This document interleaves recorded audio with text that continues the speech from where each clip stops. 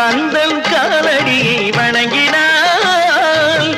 கடவுள்கள் யாவரையும் வணங்குதல் போலே கந்தன் காலடியை வணங்கினாள்.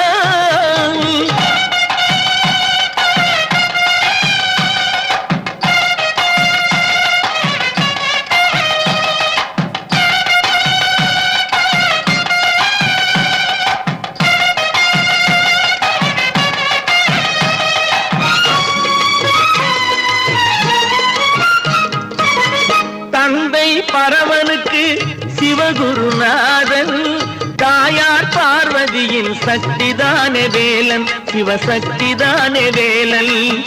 தந்தை பரமனுக்கு சிவகுருநாதன், தாயார் பார்வதியின் சக்திதானே வேலன், சிவசக்திதானே வேலன்.